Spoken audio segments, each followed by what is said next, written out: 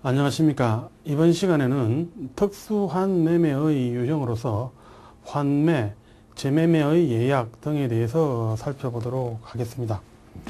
자, 먼저 환매, 재매매 예약이라고 제가 말씀을 드렸는데요. 이 환매 같은 경우는 우리 민법절에서 규정을 하고 있는 그런 유형입니다. 그러나 재매매의 예약은 규정을 하고 있지 않습니다. 그럼에도 불구하고 오히려 환매보다는 재매매 예약이 더 많이 활용되는 어떤 이런 방법이다라고 볼 수도 있고요. 어쨌든 양자를 비교하면서 살펴볼 필요성도 있습니다. 일단 우리 민법에서 규정하고 있는 이 환매라고 하는 개념요. 자, 우리 민법 590조 이하에서 이렇게 규정을 하고 있습니다. 자, 그런데 이 환매라고 하는 거, 표현에서 여러분들이 충분히 추론을 할 수 있으셨겠습니다만은, 매매 계약을 체결해서 재산권을 이전했음에도 불구하고 나중에 이렇게 다시 사오는 이런 어떤 권리가 인정되는, 그리고 그런 권리에 의해서 다시 판 물건을 사오는 어떤 그런 제도를 환매권 또는 환매제도다라고 이렇게 표현할 수 있을 것입니다. 그리고 우리 민법 590조 이하에서 이렇게 규정을 하고 있는데요. 사실은 이 환매, 이 표현에 있어서 환매라고 이렇게 하고 있습니다만은 이 환매가 우리 민법상의 어떤 환매가 규율하는 그런 영역이라고 하는 것은 상당히 좁다라고 표현할 수 있습니다. 왜 그러냐면 우리가 흔히 환매라고 할 때 대부분의 경우가 민법의 적용을 안 받는 그런 어떤 환매일 경우가 많기 때문입니다. 자, 그래서 우리가 환매다라고 했을 때 이걸 순수한 환매와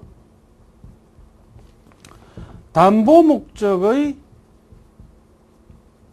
환매로 나누어서 이렇게 설명하기도 합니다. 자, 순수한 환매라고 하는 것, 이건 담보를 위한 환매하고는 다른 어떤 그런 것이고, 이 순수한 환매는 조금 전에 말씀드린 순수한 그런 의미에서 물건을 팔고 다시 사오고 라고 하는 어떤 이런 환매 유형이죠. 그런데 이 담보 목적의 환매라고 하는 것, 이거는 사실 그렇습니다. 돈을 빌리면서 다른 사람의 어떤 재산권에 대해서 담보권을 설정하는 방법, 이거 우리가 얼마든지 생각해 볼 수가 있습니다만은 담보권을 설정하지 않고 돈을 빌린다 또는 돈을 빌려준다라고 할 때 다른 사람이 가지고 있는 물건 자체를 아예 그냥 소유권을 넘깁니다. 소유권을 넘기지만 나중에 돈을 다 갚는다, 그리고 이자를 붙여서 돈을 다 갚는다라고 했을 때 소유권을 다시 넘겨준다든지 등기를 말소시킨다든지 하는 이런 방법들을 생각하는 고려해 보는 것도 얼마든지 가능하겠죠. 그래서 여러분들이 물권편에서 변칙담보 유형 중에서 매도담보라는 어떤 이런 유형을 배우셨으리라고 짐작이 갑니다. 따라서 이런 어떤 매도담보의 형식을 취하는 경우도 있을 수 있다는 것입니다. 자, 그래서 그런 경우에는 표현은 우리가 환매다라고 이렇게 할 수 있을지 모르지만 결국은 그 내용이 실질에 있어서는 담보 목적인 것이고, 따라서 그런 유형의 환매를 담보를 위한 환매 또는 담보 목적의 환매다라고 이야기를 하고, 이런 경우에는 가등기 담보 등에 관한 법률이 적용이 되게 됩니다. 따라서 이런 어떤 가담법이 적용되는 환매는 민법의 규정이 적용이 안 되겠죠. 그런데 사실 현실적으로는 이런 가담법이 적용되는 환매가 대부분일 것이고, 순수한 의미의 환매는 그리 많지 않을 것이라는 점에서 이 민법상의 환매가 규율하는 어떤 영역이 아주 좁다라고 이야기할 수 있다는 것입니다. 그리고 이런 어떤 환매와 관련해서는 법적 성질과 관련해 가지고도 다양한 어떤 견해들이 제시되고 있는데요. 요 자체를 원래 단순한 어떤 계약으로 보느냐, 아니면 또는 재매매 예약으로 보느냐, 아니면은 어떤 환매권을 행사한다는 것 자체가 물건을 취득할 수 있는 물건 취득권의 일종이냐 등등에 대해서 견해 대립이 있습니다. 그리고 환매권의 성질과 관련해 가지고는 우리 법원의 어떤 태도 자체도 분명한 것은 아닙니다. 그러다 보니까 뭐 견해에 따라서는 아전 인수격으로 이렇게 해석하는 경우들도 있을 수는 있습니다. 자, 어쨌든 뭐 이 환매에 있어서는 이 법적 성질론보다는 구체적으로 환매의 요건 그리고 환매의 내용과 관련된 규정 의미를 잘 파악하는 것이 중요하다라고 하겠습니다. 자, 그래서 우리가 환매의 요건 그리고 내용에 대해서 하나씩 상술해 보도록 하겠습니다. 첫 번째가 이 목적물과 관한 것입니다. 자, 환매의 목적물은 어떤 것이어야 되느냐? 목적물에는 제한이 없다라고 보통 설명을 합니다. 따라서 동산이든 부동산이든 모두 가능하다라고 이렇게 설명을 합니다. 그 다음에 주의할 것은 이 두 번째, 환매 특약의 유보 부분입니다.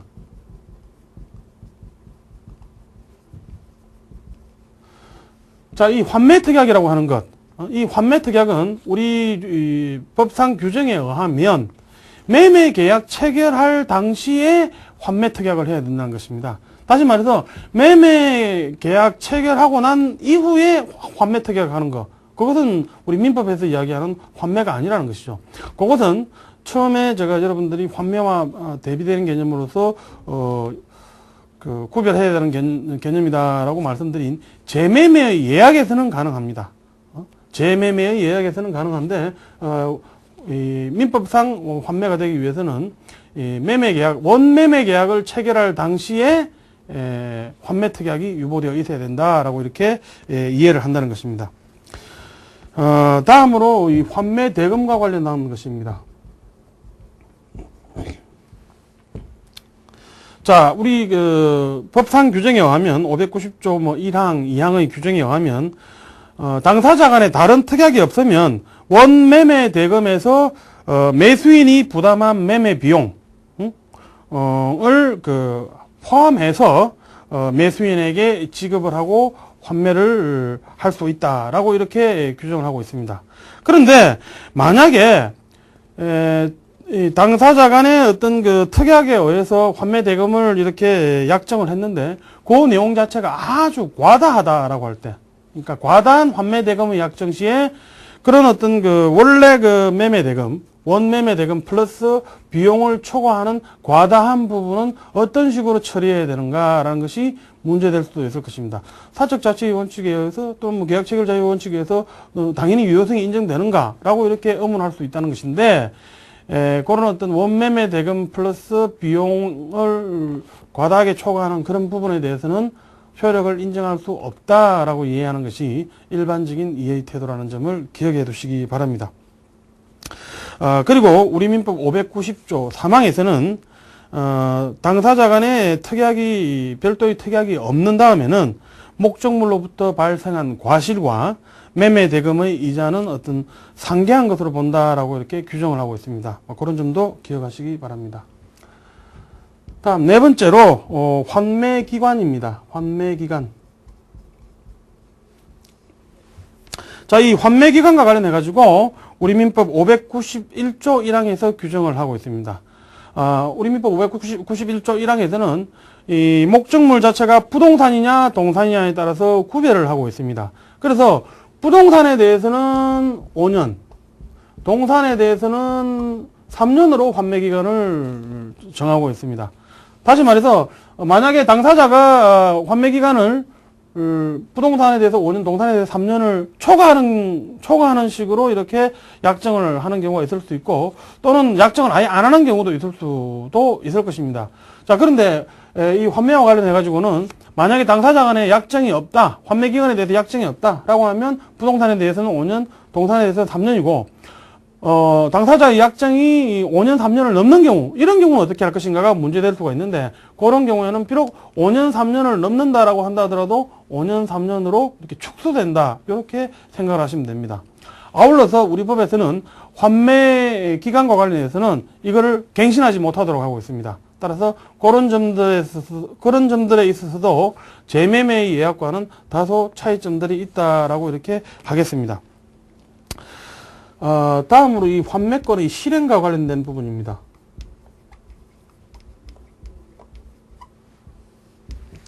자, 환매권의 실행과 관련해 가지고 이 환매라고 하는 것, 뭐 환매권이라고 하는 것, 요거는 뭐 당사자 일방이나 다시 타겠다라는 의사표시만 하면 되는 것이죠. 따라서 요거 일방의 의사표시에 의해서 효력을 발생한다라고 볼 수가 있고, 따라서 이 환매권은 형성권이다라고 이렇게 이해를 합니다.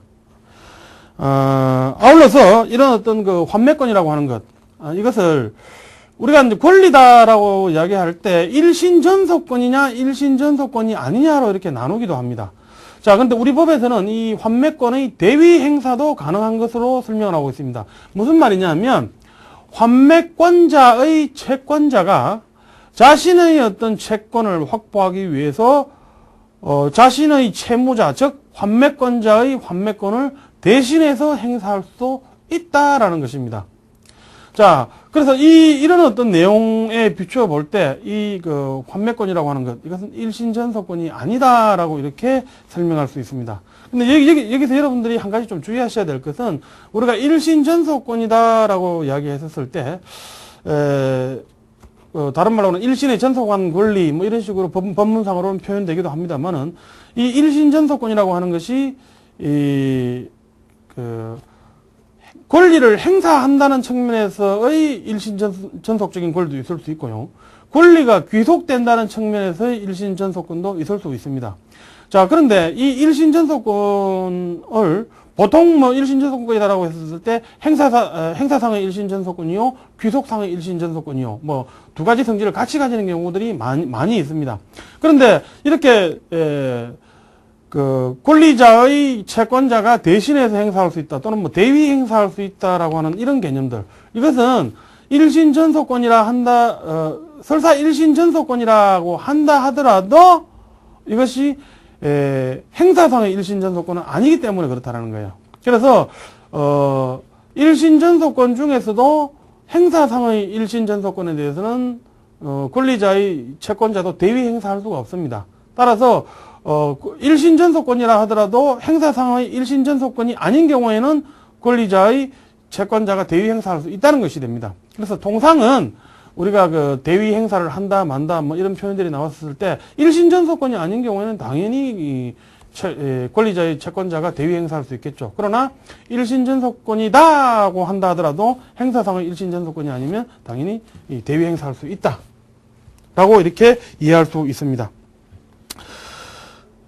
그 다음에 우리 그 조문에서 나오는 내용이 공유지분의 환매에 관한 것입니다.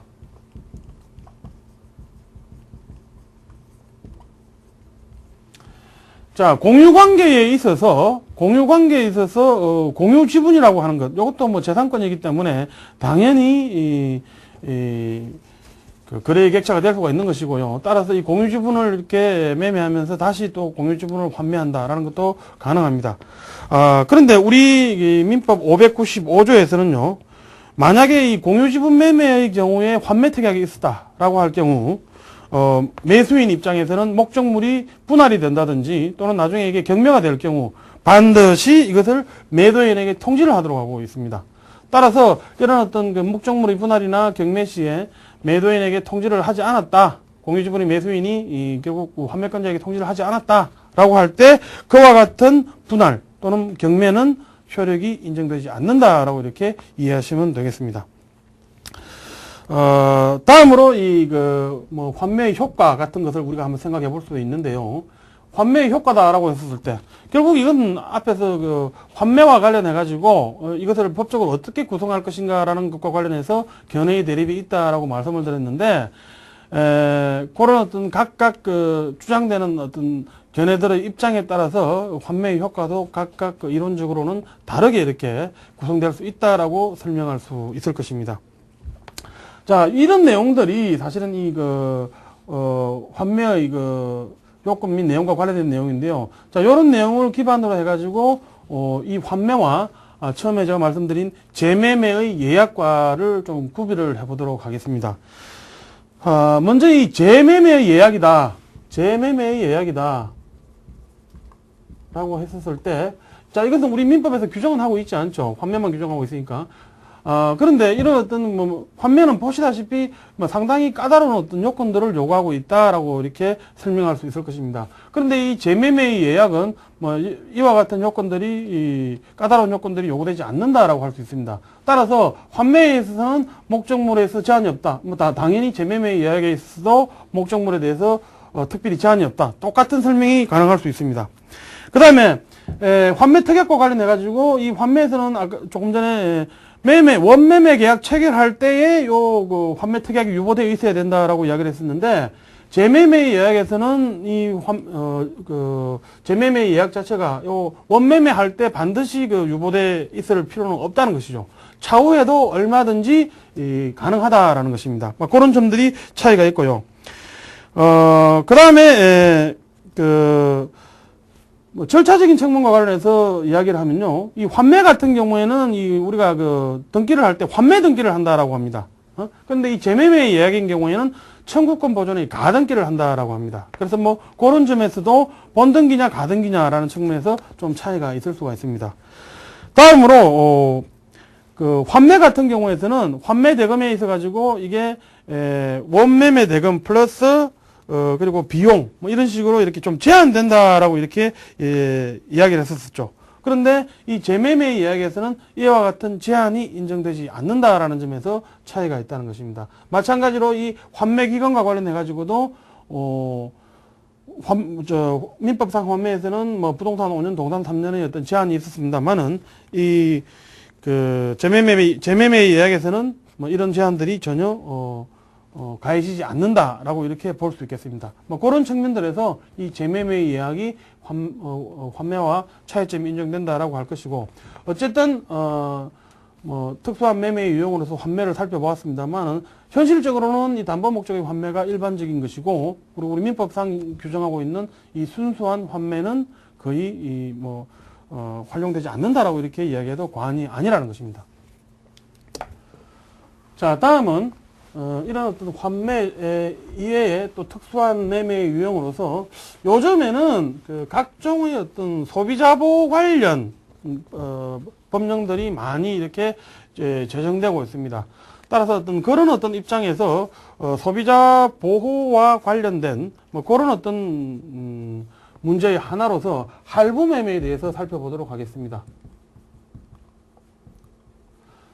자, 우리가 지난번에 이 할부 매매와 관련해 가지고 이 할부 매매를 대금의 지급에 있어서 일정 주기에 일정액을 이렇게 대금을 나누어서 이렇게 지급하는 유형이 할부 매매다라고 이렇게 규정을 개념 정의를 했었는데요. 이 할부 매매와 관련해 가지고 실제로 우리 법상 특별히 규율을 하고 있는 법으로는 할부거래에 관한 법률이죠. 할부거래법 뭐 이런 식으로 표현을 할 수가 있는데, 실제로 이게 할부 매매냐 할부 거래냐, 사실 이 부분도 표현에서는 할부 매매, 할부 거래 이렇게 규정하고 있는데, 이 할부 거래 같은 경우 법에서 할부 거래 등에 관한 법률 뭐 이런 식으로 되어 있는데요. 왜 거래라고 표현을 했느냐? 사실은 매매에 있어서는 우리가 목적물 자체가 동산이든 부동산이든 상관이 없다라고 이야기했었죠. 그래서 뭐 동산 매매냐 부동산 매매냐 뭐 이런 식으로 하고 이미 살펴봤었는데요. 이 할부 거래에 있어서 적용 대상이 되는, 그러니까 할부 거래법에서 적용 대상으로 삼는 거래의 유형은 동산 및 용역입니다. 동산 및 용역. 자, 근데 재밌는 건 뭐냐면, 동산을 거래한다라고 했었을 때, 동산을 갖다가 이전한다, 동산의 소유권을 이전한다라는 것을 목적으로 하는 것이 주된 경우일 것이고요. 그 다음에 이제 용역을 거래한다, 용역을 어떻게 한다라고 하는 것. 근데 사실은 용역을 매매한다라는 표현은 사실은 좀 부적절하다라고 볼 수도 있습니다. 왜냐하면, 용역이라고 하는 것, 다른 말로 우리가 서비스다라고 표현하는데, 서비스를 매매한다라고 할 수는 있겠죠. 근데 과연 서비스를 매매하는 것일까요? 따라서 이 어떤 거래란 표현을 쓸 수밖에 없었던 게, 이 서비스를 제공한다라고 하는 것은 어떻게 보면은 우리가 우리 민법에서도 규정하고 있는 전형계약의 유형 중에서도 일을 완성하는 것을 목적으로 하는 계약, 즉 도급계약과도 유사할 수가 있습니다. 따라서 할부 거래라는 표현을 쓸 수밖에 없은 거 아닌가, 용역을 반드시 매매한다고만 볼 수 없기 때문에 할부 거래라고 했던 것 아닌가라고 이렇게 할 수 있다는 것입니다. 어쨌든 할부거래법에서 규율하는 할부거래는 동산 및 용역에 대한 어떤 거래에 관한 것입니다. 그 다음에 할부기간과 관련해 가지고도 이게 적어도 할부기간이 2개월 이상이어야 됩니다. 2개월 이상이어야 되고, 그리고 할부금이 3회 이상의 할부금을 지급하는 계약에서만 이 할부거래법이 적용됩니다. 그래서 이런 요건들이 적용이 안 되면 할부매매법이 적용이 안 된다라고 이렇게 볼 수 있다는 것이에요. 그 다음에 또 하나 이 할부거래에서 이제 문제가 되는 게, 우리가 그 매매 유형에서 말씀드렸는데, 매매 유형 중에 이게 소유권 유보부 매매라는 것이 있습니다. 소유권 유보부 매매라고 하는 것은 당장 매매를 체결하면서 바로 소유권을 넘겨주는 것이 아니고, 대금이 완납되면은 그때 뭐 소유권을 넘기는 것을 보편적인 경우 할 것인데, 뭐 그런 식으로 소유권 이전을 차후로 이렇게 미루는 경우, 그런 경우가 소유권 유보부 매매다라고 이야기했는데, 이런 할부 거래 같은 경우는 따라서 당연히 소유권 유보부 매매로 이렇게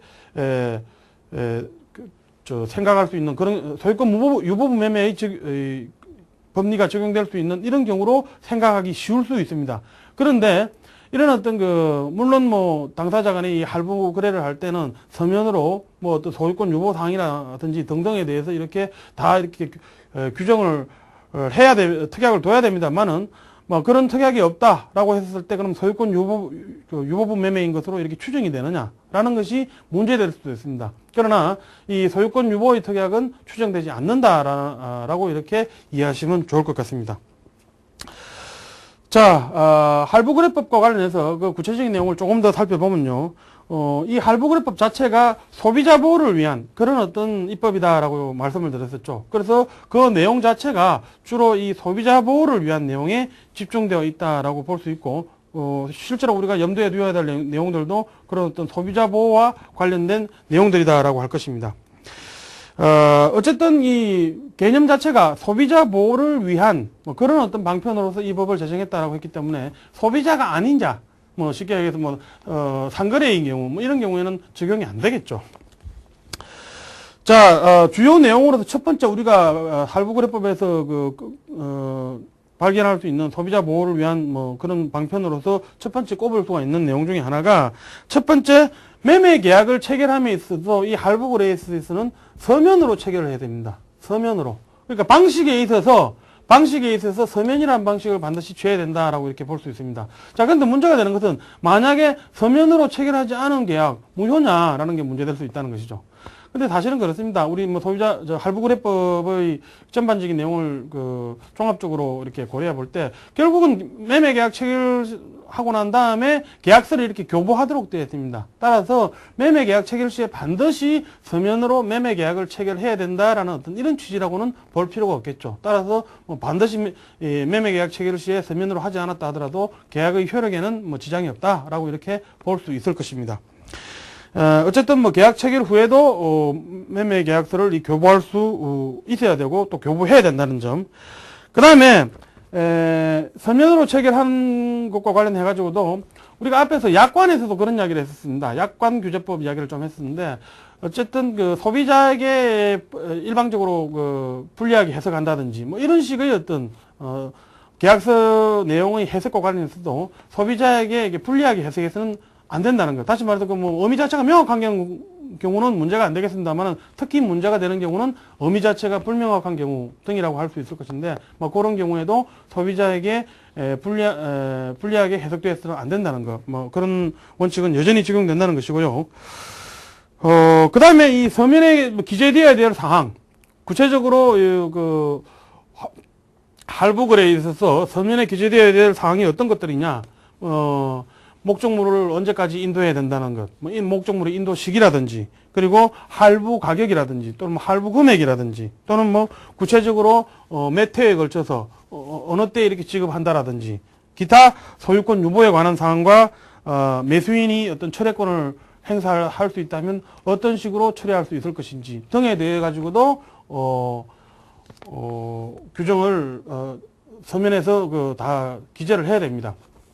근데 재밌는 것은 이 이 할부거래법을 위시해서 이 소비자 거래 소비자 보호를 위한 각종 특별 입법들에서는 매수인의 철회권이다라는 표현들을 많이 쓰죠. 근데 사실은 이것이 우리가 조금 전에 전 시간에 매매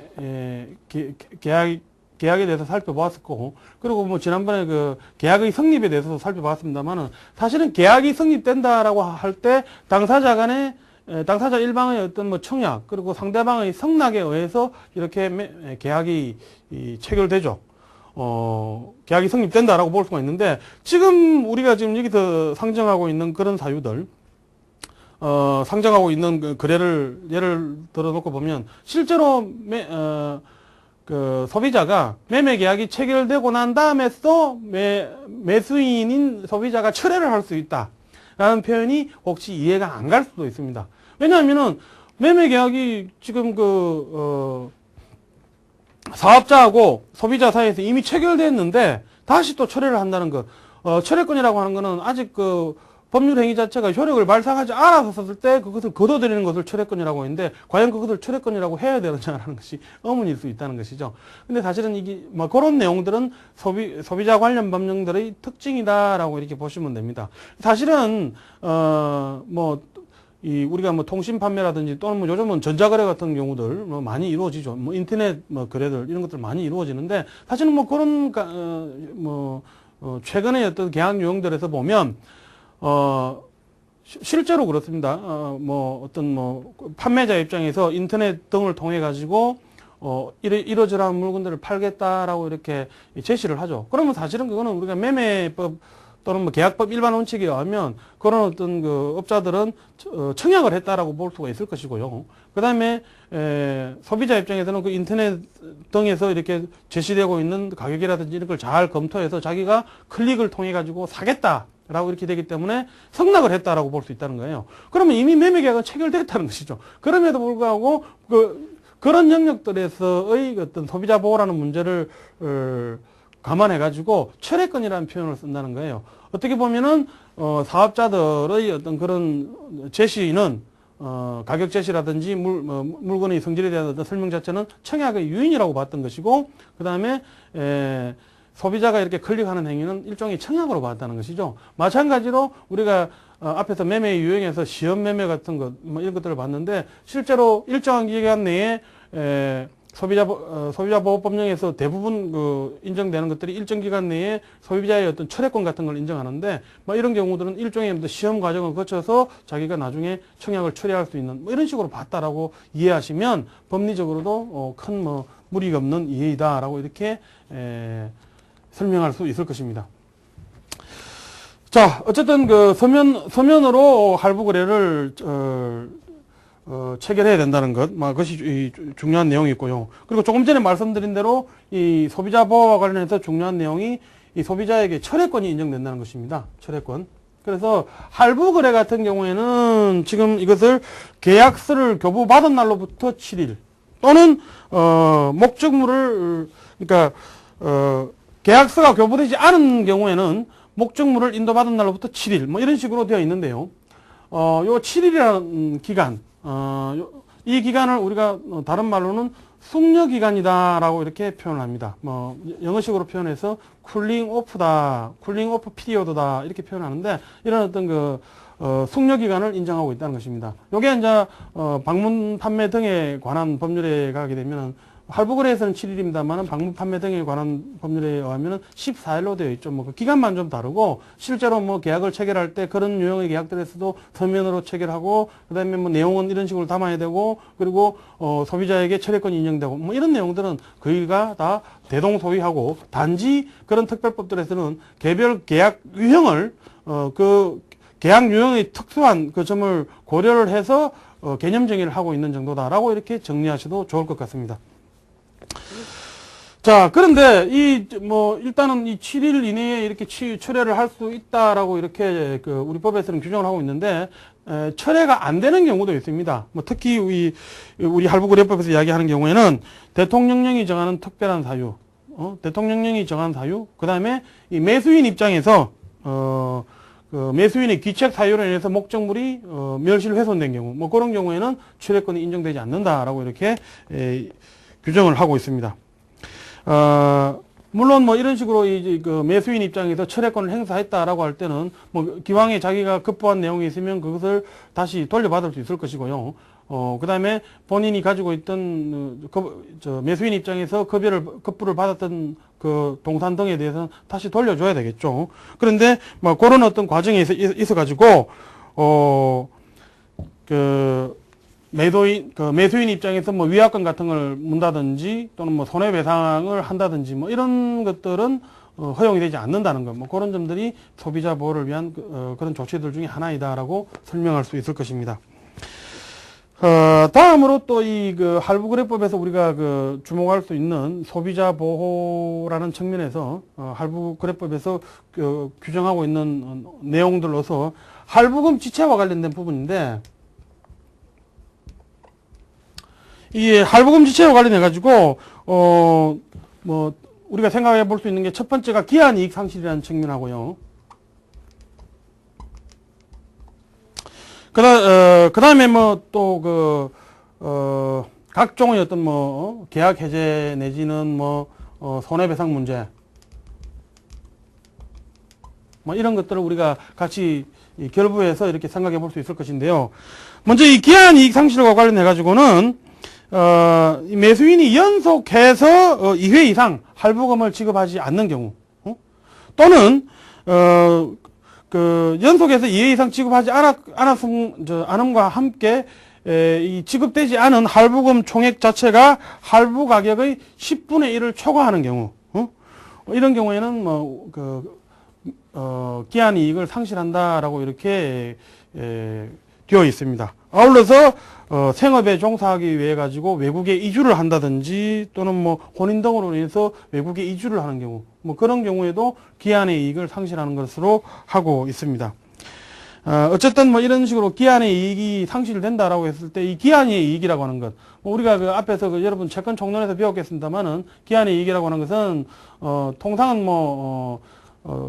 채권자든 채무자든 뭐 약간 보통 쌍목이야기라고 한다면 당사자 일방이 타방에게 뭔가 급여를 해야 될 게 있을 것이고, 반대급부로서 타방도 상대방에게 급여를 해야 될 것이 있을 것인데, 그 기한 동안 기한이 정해져 있다라고 할 때는 그 기한 동안은 자신이 그 급부를 이행하지 않아도 되는 그런 어떤 이익을 우리가 기한의 이익이라고 하죠. 그런데 만약에 이런 기한의 이익을 상실한다라고 하면 상대방의 청구에 대해서 바로 이렇게 이행을 해야 된다는 것인데, 따라서 이런 기한의 이익 사유가 발생했다라고 할 때는 매도인 입장에서 대금을 전부 다 이렇게 대금 이행을 전부 청구할 수 있다라고 이렇게 할 수 있을 것입니다.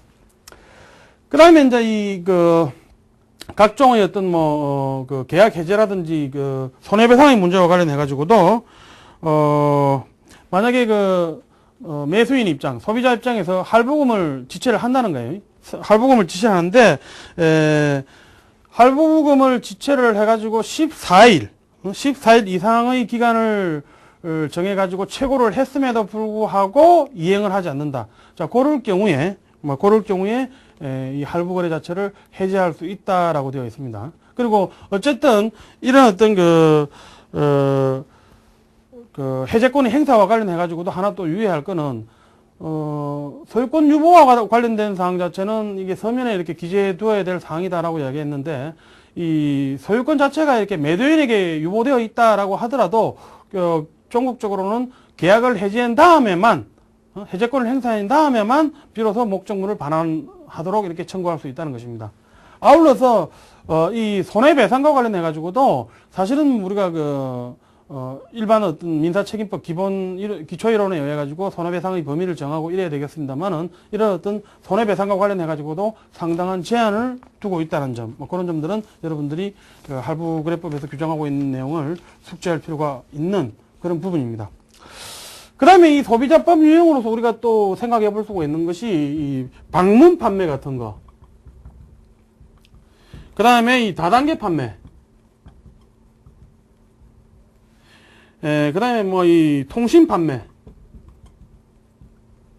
그 다음에 각종 뭐 요즘은 또 뭐 전자거래 뭐 이런 표현들 많이 쓰죠. 그래서 이 방문 판매다, 다단계 판매다, 통신 판매다 뭐 이런 것들이 있는데, 사실은 그 방문 판매다, 판매원을 확인하는 것이죠. 판매원이 직접 방문해가지고 이렇게 영업 장소 이외, 이런 장소에서 이렇게 거래를 하는 경우, 그런 경우를 방문 판매다라고 할 것이고, 다단계 판매 같은 경우는 이게 매수인이, 다시 말해서 소비자가 다시 판매원으로 되는 것입니다. 그래서 다시 또 그 판매원이 다시 판매원을 낳고 뭐 이런 식인데, 어쨌든 이 우리 법상 규제의 대상인 다단계 판매에 보섭되기 위해서는 이 단계가 3단계 이상이어야 됩니다. 그런 3단계 이상이고, 그 다음에 이 통신 판매 같은 경우, 요거는 뭐 전화라든지 또는 뭐 우편, 팩스 뭐 이런 것들을 통해서 이루어지는 판매를 통신 판매다라고 이렇게 규정을 할 수 있을 것이고요. 이런 어떤 방문 판매나 다단계 판매, 통신 판매, 여기에 대해서는 방문 판매 등에 관한 법률에서 이렇게 규율을 하고 있습니다. 그리고 뭐 이 개념 정의가 할부거래나 이런 것과 좀 다르다 뿐이지, 나머지 뭐 이런 철회권 같은 걸 인정한다든지 기타 각종 소비자 보호를 위한 조치들은 유사하게 이렇게 그대로 담고 있다라고 볼 수 있습니다. 그 다음에 요즘은 이 전자거래라는 거, 사실은 좀 문제가 되는 게, 과연 이 전자거래를 어떤 것을 전자거래라고 할 것인가라는 것부터 사실은 문제가 될 수가 있습니다. 근데 이 전자거래와 관련해서는 뭐 주로 참조의 대상이 되는 법률이 전자거래 기본법 같은 것을 예를 들 수 있을 것인데요. 이 전자거래 기본법에 의하게 되면 재화나 용역의 거래에 있어서 그 전부 또는 일부가 전자문서에 의해서 처리되는 거래이다라고 이렇게 규정을 하고 있습니다. 그리고 이 전자문서가 뭐냐? 또 이게 재밌는 게, 이 통상 우리가 설명할 때는 정보 처리 시스템에 의해 가지고 전자적 형태로 작성, 송신, 수신 또는 저장된 정보를 전자문서다라고 표현한다는 것이에요. 사실은 그러다 보니까 우스갯소리로 할 수 있는 이야기이기도 합니다만은, 예를 들어서 어쨌든 거래의 전 단계 중에서 한 단계라도 전자적인 방법을 활용을 하게 되면은 전자거래가 된다는 것입니다. 근데 그런 식으로 따지면 오늘날 전자거래에 해당 안 될 게 어디가 있겠습니까? 예를 들어서 뭐 인터넷을 통해서 청약을 했다. 뭐 다 전자거래가 될 수 있는 것이죠. 그 다음에 디스켓을 활용해서 이렇게 주고받았다. 이런 경우도 경우에 따라서는 전자거래가 아닌가라고 하는 의문점들은 여전히 남아있을 수 있습니다. 어쨌든 이런 전자거래라고 하는 거, 물론 뭐 지금 현재 우리 민법 개정 작업이 추진되고 있습니다만은, 그 과정에서 뭐 새로이 또 뭐 전자적 의사표시라는 것, 뭐 이런 개념도 도입하자라는 논의가 있기는 있습니다. 그러나 어쨌든 이 전자거래도 우리 민법에서의 뭐 일반적인 어떤, 그 의사표시 이론, 뭐 청약, 승낙 등과 관련해서 어떤 기본적인 그런 이론들로서 충분히 이렇게 그 설명이 가능하다라는 것이 현재까지 어떤, 일반적인 입장이긴 합니다. 그러나 이런 어떤 그 전자거래 기본법 등에서는 특별히